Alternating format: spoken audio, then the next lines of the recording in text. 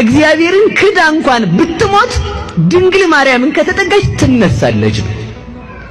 አሁን እንግዲህ ሊያማቸው ይችላል እንትና ሰፈር ሰዎች ይህንን ቪዲዮ ትክክለኛ የነገረ ድህነት ትምህርት ሳይኖራቸው ስለ ድህነት እንወያይ ለሚሉን ደግሞ አንዳንድ ቤተክርስቲያናችን ትምህርቶችና ልምምዶች እንደዚሁም ሰነዶች ድህነትን የሚነኩ አይደሉም ከድህነት ጋር እያያዙም ለሚሉን ለነዛ ወገኖቻችን አድርሱልኝ።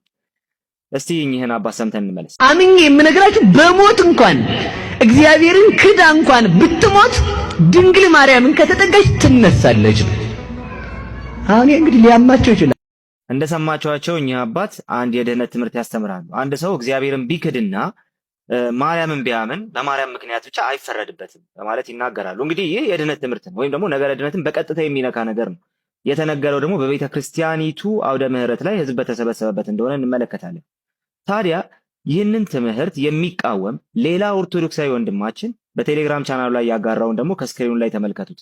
አንድ ሰው በገንዘብ ምክንያት ሁሉንም ክዶ ማርያምን ግን አልክድም ያለ ሰው አለና ያ ሰው ወደ ገነት ገብቷል፣ ድኗል ያ ሰው። ከዚህ የተነሳ ይህ እንደው ታሪኩ ተፈጽሞ ከሆነ እግዚአብሔር ወቀው በሷ ጸሎት ምክንያት ይልና ቀጥሎ ግን አንድ ነገር ይናገራል። እንደው ስላሴን ክዶ ማርያምን ባይክድ አይፈረድበትም የሚለው ትምህርት ኑፋቄ ነው፣ ቤተክርስቲያናችንም ስታስተምር አናያትም በማለት ሲናገር ትመለከቱታላችሁ። ታዲያ እኚህ አባት ምን እየሰሩ? እኚህ አባት ምን እየተናገሩ? እኚህ መምህር ስለ ነገረ ድህነት እያስተማሩ የሚናገሩት ነገር ኑፋቄ ከሆነ ቤተክርስቲያናችሁ እንዴት ኑፋቄ ነው ብላ አልከሰሰችውም ነው ወይስ ኑፋቄነቱ ለዚህ ወንድማችን ብቻ ነው? እነዚህ ሰዎች ምንም አይነት ጥርት ያለ ነገረ ድህነት ትምህርት የላቸውም የምንልበት ምክንያቱም ደግሞ የሆኑ እናገኘዋለን። ነገር ግን እስቲ መሬት ላይ ያለው በእነዚህ መምህራን እግር ስር ቁጭ ብሎ የሚማረው ህዝብ ምንድን ነው የሚያምነው የሚለውን ነገር ደግሞ ከራሳቸው ከምዕመናኑ አንደበት ደግሞ ብልያሰብ 78 ነፍስ አላጠፋም አጥፍቶ ነበር። ግን ምን ስላደረገ ነው ዳያነ እመቤታችንን ዝክሯን ስለዘከረ ምን ይላል? ኪዳነ ተካያድኩም ስለ ሮያኔ ከመወዳቸው ጋር ቃል ኪዳኔን አደረኩ። ስለዚህ ደግሞ ቃል ኪዳን ስላለ በቃል ኪዳን እንደሰማችሁት ነው። እቺም እህት ከወንድማችን ናቲ ጋር ያወራችሁ ማለት ነው። አዎ እኔ በማርያም ኪዳን አምናለሁ፣ እንደውም በላዔ ሰብን ያዳነችው እሷ ነች። ስለዚህ በዚህ የተነሳ በኪዳኗ ስለማምን እንደው በቃ እድናለሁ በሷ ምክንያት በሷ አማላጅነት ስትል እንሰማታለን። ምንን ጠቅሳ? የበላዔ ሰብን ታሪክ። ያም ደግሞ እንደው በልጅነቴ የምታስምር በጸሎቷ የምታስምር እንዳለች ሰምቻለሁ ያለውን ያንን በመናገር እንግዲህ ያንን በመጥረስ የነገረ ድህነት ትምህርቷን በዚህ መልኩ ስታብሊሽ አድርገዋለች። ከዛ እንደውም ቲክቶክ ላይ ያሉ ሌሎች መምህራንን ትጠራለች ማለት ነው። ከነገረ ድህነት ጋር አይገናኙም ገድላቶቻችን፣ ተአምራቶቻችን፣ እዚህ አካባቢ እንደዚህ የሚነገሩ ነገሮች የሚሉን ወገኖቻችን። መሬት ላይ ያለው እውነታ ደግሞ ይሄው ነው።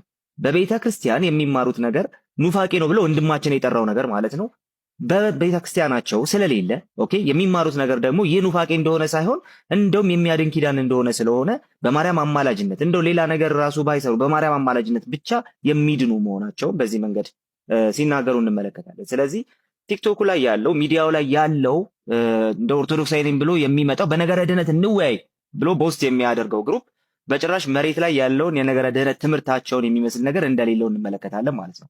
ይህንን ለማስረገጥ እስቲ ከዚህ በፊት ያየነውን የዶክተር ዘበነን ይህንን ነገር ደግሞ እንመልከት። ሉበት ብዛቱ እኮ ጉድ እኮ ነው።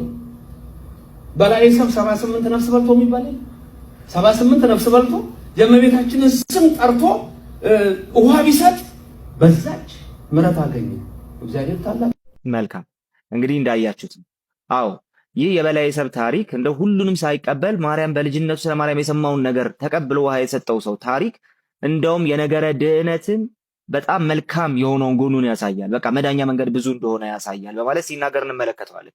በእርግጥ በየአውደ ምሕረቶቹ ላይ የሚነገሩት እነዚህ ብቻ አይደሉም። እኚህኛው መምህር ደግሞ ሰምተን የትኛውም የቤተ ክርስቲያን ጸሎት በእመቤታችን በኩል ነው የሚያደርገው ወደ እግዚአብሔር። የትኛውም ያለ ጸሎት ደግሞ አንጸድቅም፣ ያለ ቤተ ክርስቲያን ምልጃ አንጸድቅም። ምልጃ ተመሳሳይ ነገር እንደተመለከታችሁ ተስፋ አደርጋለሁ። ወገኖቻችን በነገረ ድህነት እንወያይ ሲሉን ትክክለኛውን የነገረ ድህነት ትምህርት ይዘው ነው ወይ የሚለውን ጥያቄ መጠየቅ ያለብን ለዚህ ነው። ኦርቶዶክስ ወገኖቻችን ትክክለኛውን የነገረ ድህነት ትምህርት አልያዛችሁም፣ ወይም ደግሞ እዚህ ቲክቶክ ላይ የምታወሩት የነገረ ድህነት ትምህርታችሁና መሬት ላይ ያለው እውነታ ፍጹም የተለያየ እንደሆነ በዚህ እንመለከታለን ማለት ነው። ስለዚህ እንደው ወገኖቻችን ስለ ድህነት እንወያይ ስትሉ በቤተ ክርስቲያናችሁ መሬት ላይ ያለውን የነገረ ድህነት ትምህርት ይዛችሁ ነው ወይስ ደግሞ ቲክቶክ ላይ የሚነሳውን እንደው ከፕሮቴስታንቱ ቴዎሎጂ ጋር ትንሽ ለመቀራረብ ይሄ ከድህነት ጋር አይገናኝም ይሄ ይገናኛል ለማለት የሚሞክረውን የነገረ ድህነት ትምህርት ይዛችሁ ነው? ስለዚህ ከሁለት አንዱን መምረጥ ግን የእናንተ ፋንታ ይሆናል ማለት ነው። ስለ ነገረ ድህነት እንወያይ ስትሉ ይህንን ግን እንላለን። ነገረ ድህነትን በተመለከተ እንወያይ የምትሉን ወገኖቻችን በምንም አይነት ሁኔታ ጥርት ያለ የነገረ ድህነት ትምህርት የላችሁም። እንደውም የተዘበራረቀ ትምህርት ነው ያላችሁ እንጂ ማለት ነው።